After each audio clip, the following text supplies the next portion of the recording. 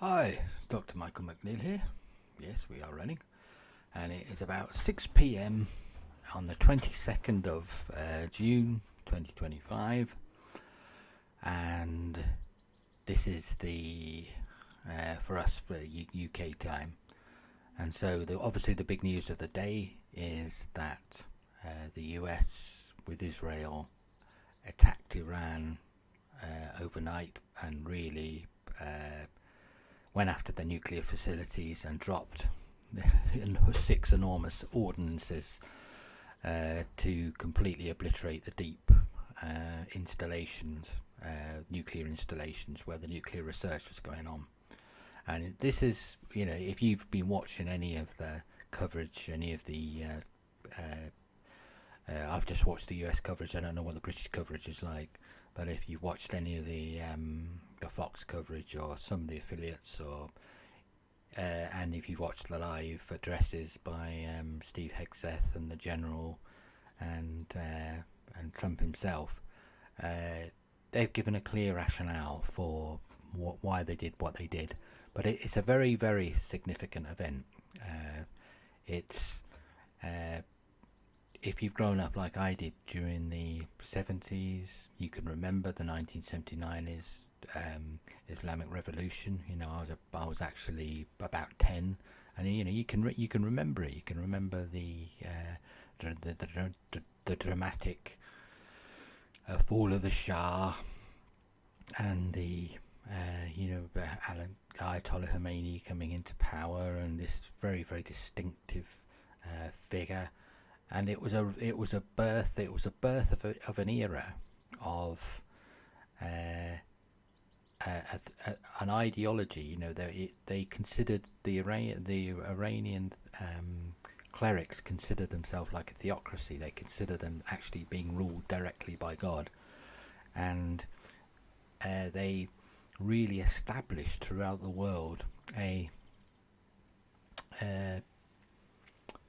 radical, violent, jihadist ideology based on a particular reading of Islam and the Quran and other Muslim literature. Now, one thing you need to remember about the Quran is that the Quran is actually relatively moderate when it comes to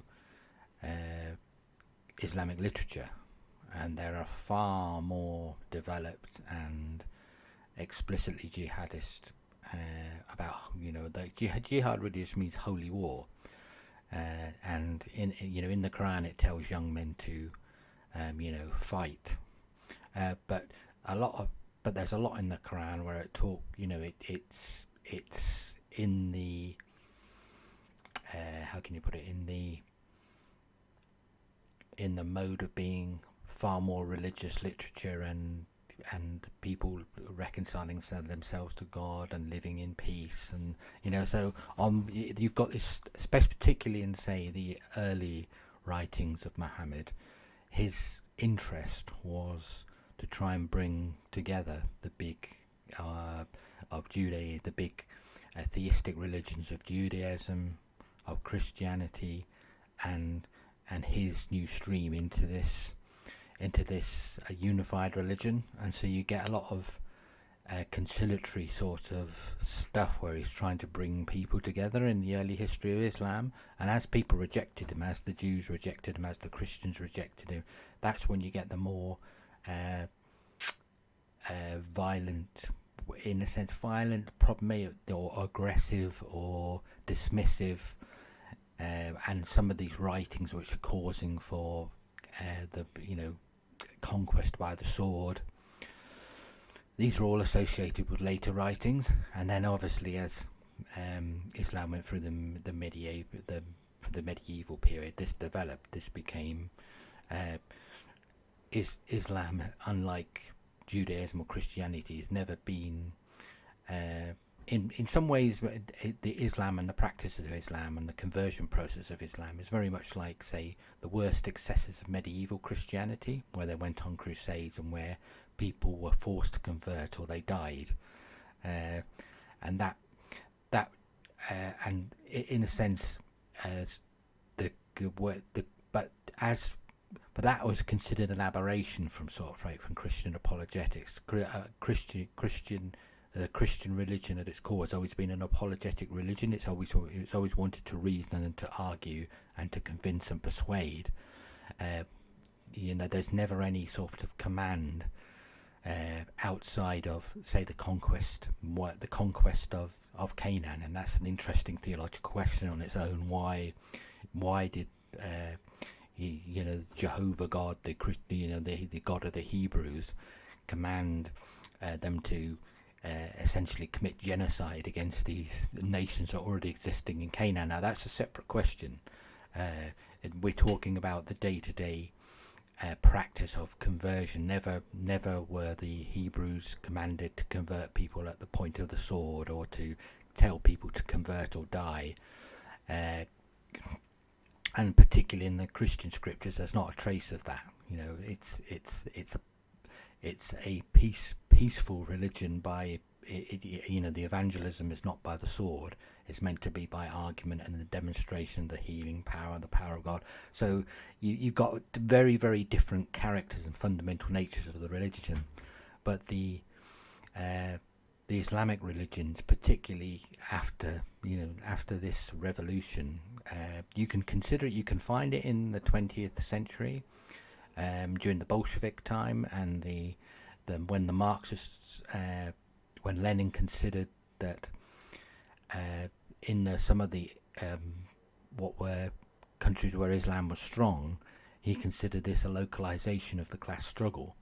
And so you find in the early literature of the early communist conferences and conventions, you actually had radical Islamic leaders who were speaking at the conferences where Lenin and people were there. So there's always been this link in between that's becoming evident now between radical Islam and Marxism. And so that's why you have these what would seem to be unexpected alliances between, because Marxism on the face of it renounced all religion as it's like mental illness and something that's going to wither away as the government meets all the needs of its people. This need for religion, which is considered projection of the needs of the fundamental needs of humanity, is just going to wither away. That was the classic Marxist analysis, which has been demonstrated time and again in every nation to be completely false and completely wrong. But this is what's happening. But there's always been this link, and it's been interesting as been demonstrated in the on-campus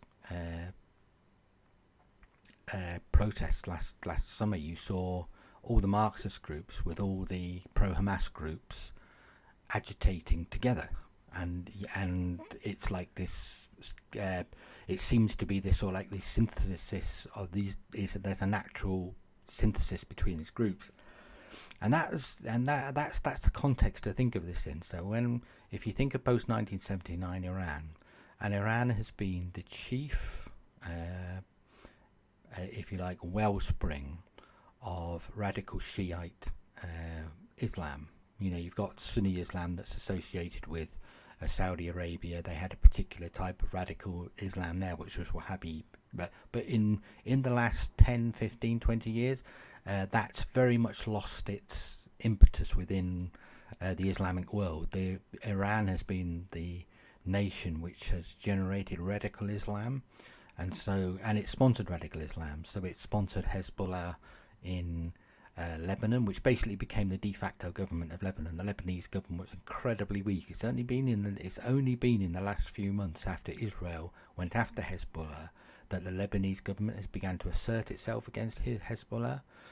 And because I can remember, maybe it was a couple of years ago, but one of the Lebanese government ministers just basically resigned and said Hezbollah is in charge of this government. There's no point of me being in this government.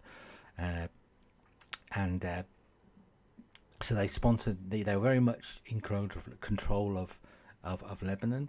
They are also you had them supporting what's happening in Yemen, and and and basically, it was amazing, really. They were controlling the shipping lanes and attacking shipping, and these are big. It was one of the main shipping lanes, and here you are. You've got this little, this rebel group, the Houthis, which had an amazing influence on the world stage, and yet the world wasn't really doing anything until, you know, until uh, until Trump came back into office and really had a go at them and at least freed up the traffic.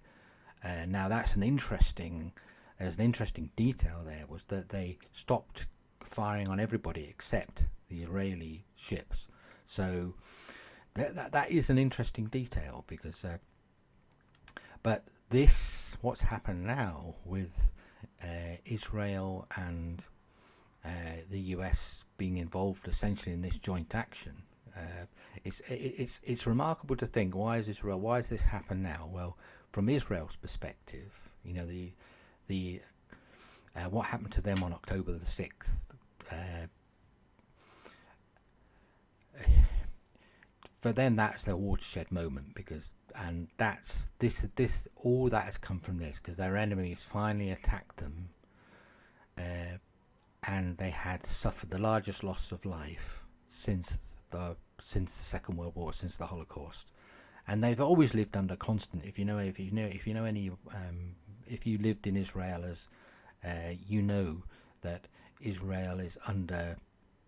Every house has to have like a safe house. They have sirens go off most days. They're they're they're a nation that's struggling, has always struggled to exist since its refounding in 1948. It's always struggled. It was attacked in 1967. It was attacked as soon as it declared independence in 1948. It was attacked again in 1967, and that's when I think 1967 was when they gained control of the whole of Jerusalem, because originally Jerusalem, under the terms of the 1948 resolution, the UN resolution, it was supposed to be divided between the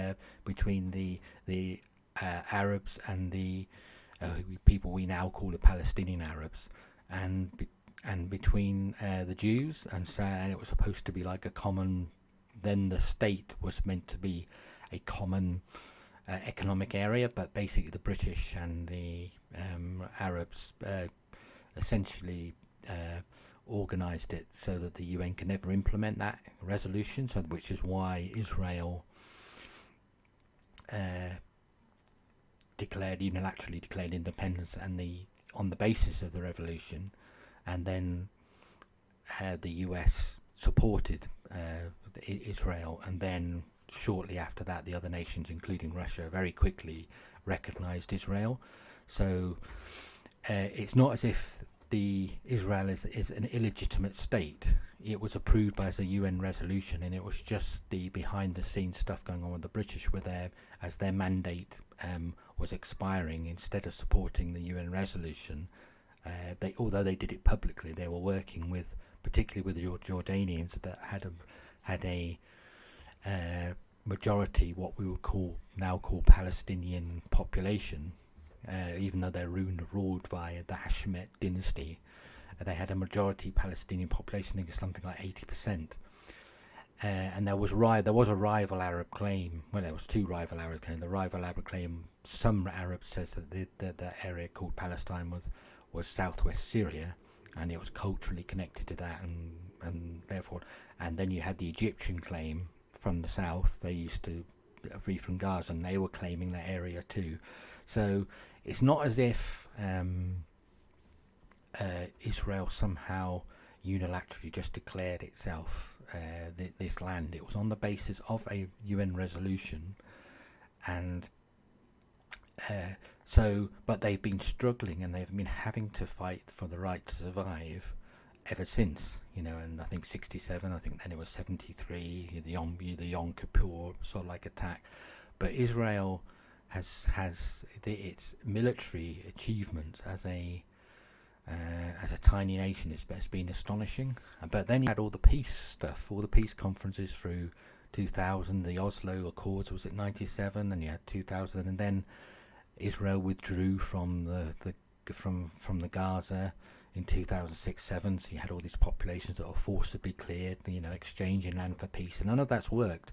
And then suddenly they were attacked again after everything that has happened. This is the context you've got to understand. And they suddenly suffered the worst loss of life that they've ever experienced. And alongside that, you've got this radical jihadist ideology that has been sponsored by Iran. This is worldwide. What was going on in Afghanistan? What was going on in with Al Qaeda? The attacks on the US. This has been, and how they been, conducting this sort of almost like this guerrilla type warfare, and hundreds and hundreds of US soldiers, citizens have been killed. They bombed the Tehran embassy, and they've been sponsoring this radical jihadist ideology throughout the world. And particularly we saw it with what was going on with Hamas, and all the support that they were getting from the universities in the West and on the campuses and everything, to the degree that the Iranian leader got on Lebanese TV and got on Iranian TV and thanked all the different protesters in the Western nations for being their supporters. And so and when you've got this radical, violent, anti-Western group who are happy to commit great acts of violence against and sacrifice their own populations, that's the astonishing thing. So, it's coming out a bit now to the surface with Hamas, what they've actually been doing, and the fact that they took all the aid that was intended for Gaza, throughout the years, and they just basically built this big underground structure to support their war against Israel. And so their whole motivation was to destroy the nation of Israel. So when people talk about from the rivers to the sea, Palestine immediately, they meant get rid of all Jews, destroy, obliterate them. But in the Hamas charter, it's not just all Jews. It's globalized. The Intifada means kill all Jews. Worldwide genocide of the Jews. That's what they mean, and that's what they believe. And this is what people don't quite get. As far as the Iranians were concerned, and their brand of Islam, it was to globalize the Intifada, and which basically means that the number one thing to do is to destroy all Jews. And so their nuclear ambitions, Israel is such a small nation that it could be obliterated by a single nuclear weapon. And if Iran could get a nuclear weapon, that would mean that whatever the world tries to do with them, however, whatever sanctions, whatever military action would have against them, if they were threatened, ultimately they could use nuclear weapon, and they would be prepared to use it, because the whole thing with this type of Islamic theology is that it doesn't worship life, it worships death, and it glorifies death. And so even though the Gazans have paid a terrible price,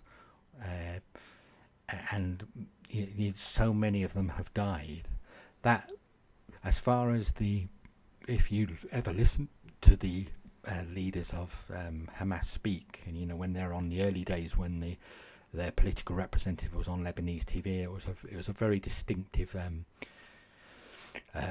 interview. I can remember watching it. It was just saying, we are a nation of martyrs, and we are all prepared to die. And so the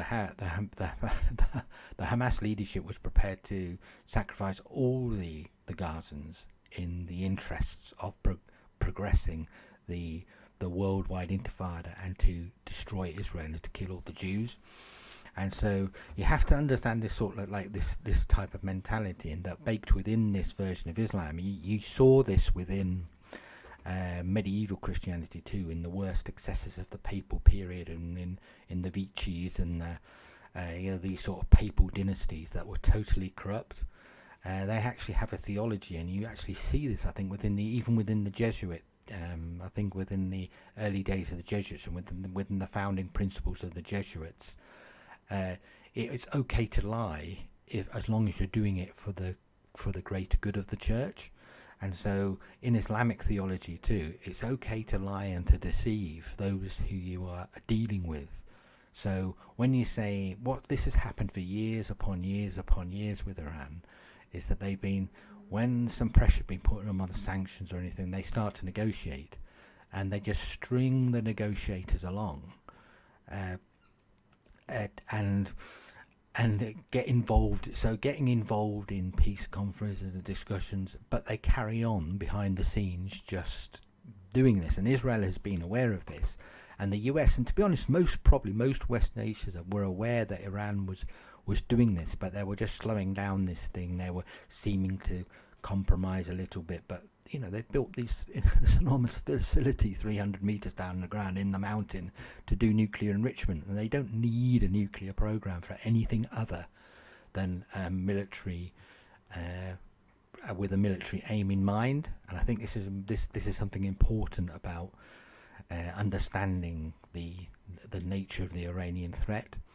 and that they not only would have a bomb, but they will be happy to use it, because that is what they believe, that there's nothing more dangerous than a regime that believes it's a theocracy and believe it's the hand of God for judgment on the Jews. That is one of the most dangerous sort of having a nation that believes that it's has a special task. Its primary task is to destroy all the Jews and to liberate Palestine. That is a really, really everything is justifiable, everything is permissible in that sort of situation. So with what's actually happened here with the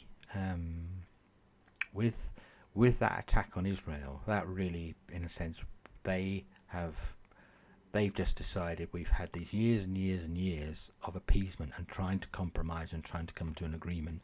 And during Trump's first period, it was astonishing, because you had through his peace, what he would call peace through strength, he got a number of the Arab nations in the Abraham Accords to come together and to basically make peace with Israel. And that was an enormous threat to the interests of Iran to re-establish its empire and its influence. And that's why, in the sense that when Hamas attacked, they attacked in the most brutal manner that they could. They used rape as a war. They attacked people at the music festival. They sort of chucked babies in microwaves. They chopped babies' heads off. They killed. They filmed themselves raping women and then stabbing them and killing them. All this film that's not been released that the Israelis and didn't. They showed it to journalists, I think, in a closed forum, but they never. Because this was actually the Hamas body cam footage, and people ringing they were WhatsApping their parents at home saying, "Mum and Papa, I'm just killed 6 Jews. Are you proud of your son?" and stuff. And they've got all this stuff. The level of brutality is beyond anything that you can imagine, and that seems to have got to the point within the Israeli consciousness of them saying, that's as far as we're going. We're not going any further with this. And they've looked for an alternative, and they decided to take actions, because they've obviously been doing this. With the success of the action yesterday, they had to compromise and get the Iranian territory itself. They had all these drones and stuff already within Iran. They had obviously had an enormous intelligence network within Iran of people who are collaborating with them. And so they've been building this since this attack, really, for the last couple of years. They've obviously had this in mind. And then with Trump coming back into the office, they had somebody who was prepared to support them. But they looked like they were prepared to do this alone. They were prepared to go it alone this time. But Trump's always been a strong supporter of Israel for various reasons. And he has done... all he has done really is is many presidents and many Western leaders around the world said uh, have have in a sense sort of like given lip service to we have to deal with this Iran problem, but they've tried appeasement and they've been happy to do appeasement for the last 40 years to the degree that Iran is now within, with people were saying within 3, 6, perhaps a year, they are now, they would have a viable weapon, and the whole world changes for the worst at that point. And so this is the thing. I think this is what's been the real driver, is that this was the last chance before they had a viable weapon. That the that Trump has always believed this. He's always believed that Iran should never get a nuclear weapon. You can go back long before he was involved in politics as a private citizen. He would be talking about this, because it changes the whole balance of power within the Middle East. It allows the Shiites to. It would have allowed them the ultimate weapon of being nuclear armed, which meant that Saudi would have to get its own nuclear program to protect itself against Iran, and this whole problem of nuclear proliferation. Because I'm essentially like a non-interventionist myself. I'm on the.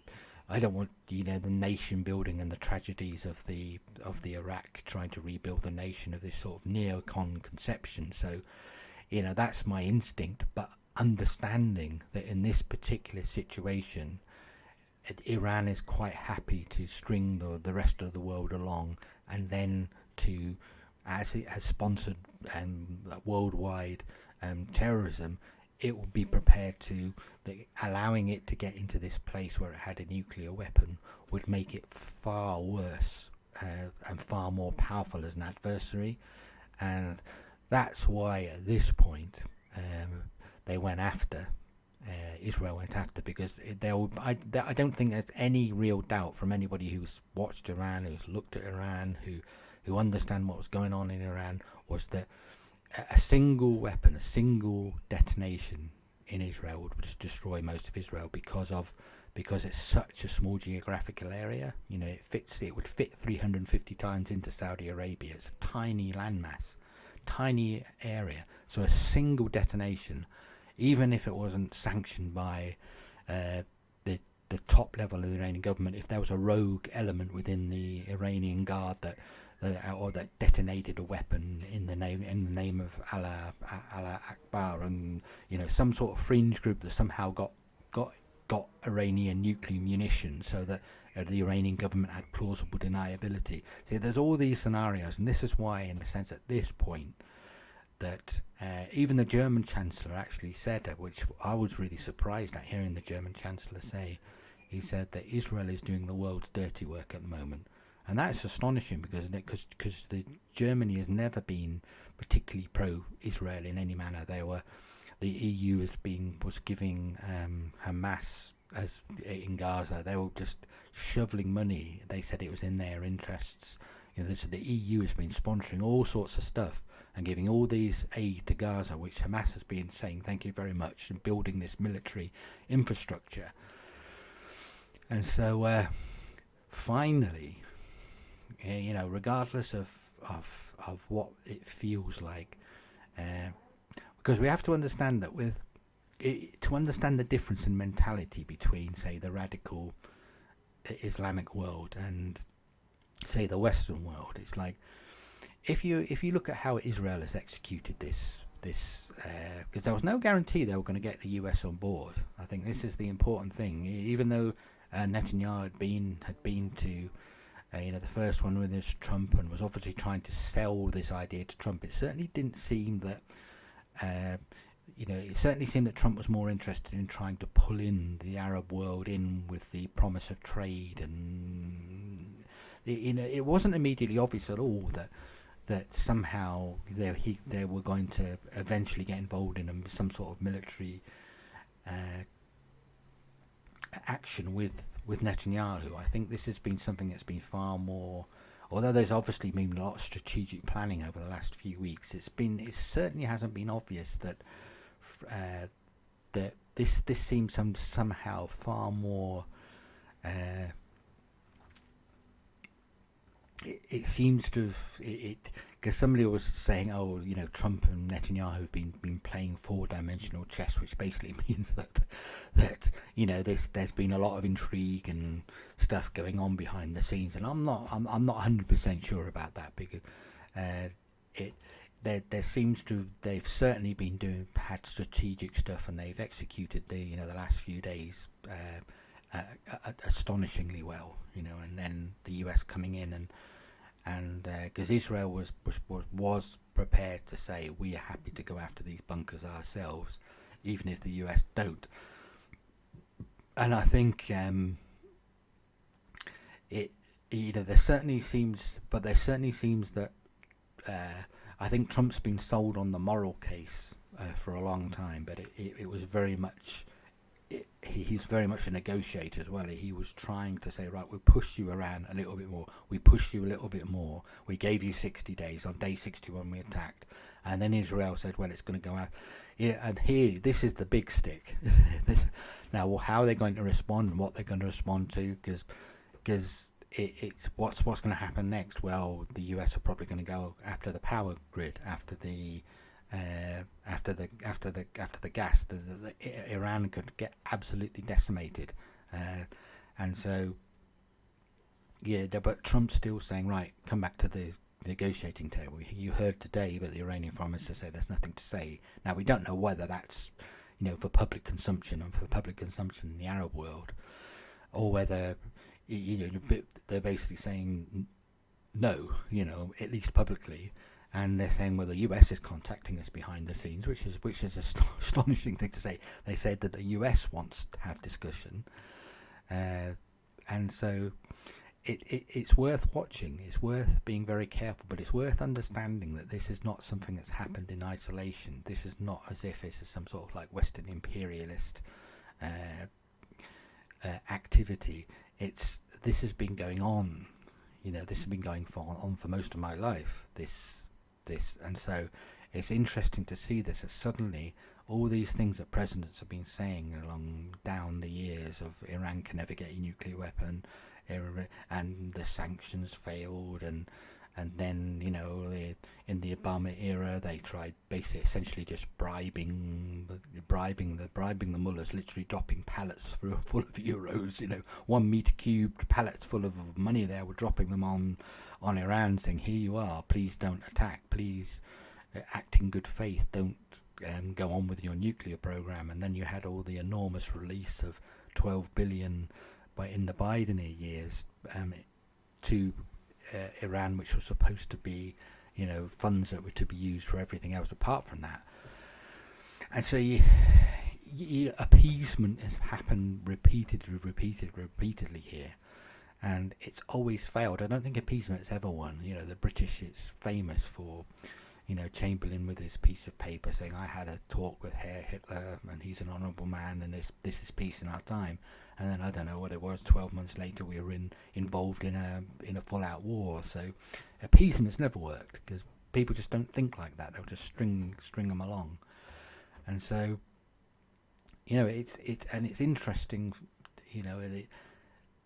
Anything I've said is nothing unusual. You would hear this from anybody who's involved and understand the history of the area and the politics of the area. And when I did a previous video, probably last week around this time, where I talk about that from a theological perspective and from the perspective of the Lord protecting and watching over his people, and this is sort of like a time now where this looks like this is a time where there's going to be an opportunity for peace in that area, and a real peace, not just a peace that's like a cessation of hostility, but a peace where people are actually living at peace with one another. And because if Saudi Arabia comes into the Abraham Accords, other nations are going to come in the Abraham Accords and make peace with Israel. And if Iran is not the agitator from there, then the world's going to turn this corner against this Islamic terrorism. And so you can see how rapidly and how quickly that uh, that we can see a peace that is, I would say, however you consider the end times. This is the interesting thing about, where one of the things that strikes me about the end times is where it talks about, there being peace, and then suddenly because it talks about there being unwalled villages, and then suddenly places are attacked. So and you get this idea that there's this enormous conflict throughout the land of Israel again.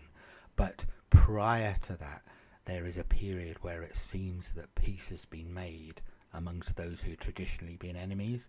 I mean, it's something that so this is like there's a lot more that can be studied out and thought about through that. And I'm sure there must be some people out there thinking, that they hear that I've heard some talk about, say, it being like the Antichrist is the one that makes peace in Israel and brings people together. And I'm sure there's people that think that Trump's already the Antichrist and figure, but this seems to be more like a demonstration of if you want to persuade somebody who's in radical sort of like Islamic theology, the only thing that impresses a radical Muslim is a demonstration of strength. Because intellectual prowess, or being able to argue, or going to peace conferences, or it's like in the Hamas Charter, it says peace conference is a waste of time. Meet all these sort of like meetings or treaties, everything like that's a waste of time. The only way a problem gets solved is through jihad, which is a demonstration of strength. Now you've suddenly got two nations, Israel and the US, that have given a demonstration of strength, and that is what will impress those who will fight. They will, at least, even if they loathe their enemy, they will still have respect once again for their enemy. It's like one of the phrases I heard in Fox this morning was they were saying that deterrence has been reaffirmed, that people actually believe that the US actually would defend its interests in some real concrete way. And that's obviously good news for Israel, because the US is one of Israel's few allies in the world, and they are prepared to defend their interest. So there seems to be there's throughout the scriptures there's always the promise of God restoring Israel. There's the judgments of Israel, then there's the restoration of Israel, and there's God building up and blessing his people and making his enemies be at peace. And this seems to be a great time of blessing and restoration within Israel, and for the gospel coming to the Jews, and for there to be peace so that the gospel can also go to the Arab nations. This seems to me to be a time of a door opening, of a window opening, of where, in opposition to this radical Islamic theology that will basically, that people aren't allowed to preach, they aren't allowed to proselytize in public, they aren't even allowed, they would get their hands chopped off, their tongues chopped off, or they're killed. It's a very brutal, the response is very, very brutal. People, expats, had to live in this very tight community if they're there. And so, but the idea that somehow that this oppressive model of Islam can be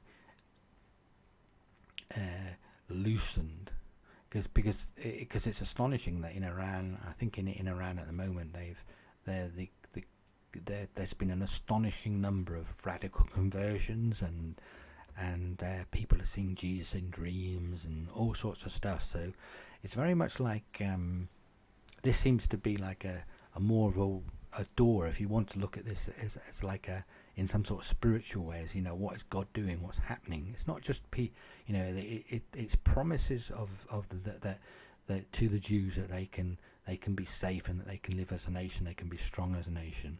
But it's also a promise of restoration for all the different Arab nations, and for there being there's peace. There's the opportunity to build a new type of peace, and that can only be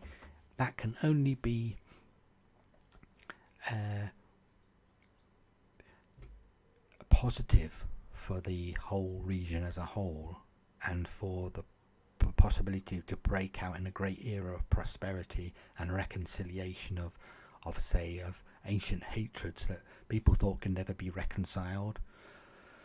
And I think this, because of strength has been demonstrated, then it's far less likely that it's just suddenly a false hope, because I've seen a number of times during my life where there was these great periods of hope, but nobody was prepared to confront the violent jihadists. This is the first time that the violent jihadists have been absolutely confronted, and somebody stood up against them, and they will fight them.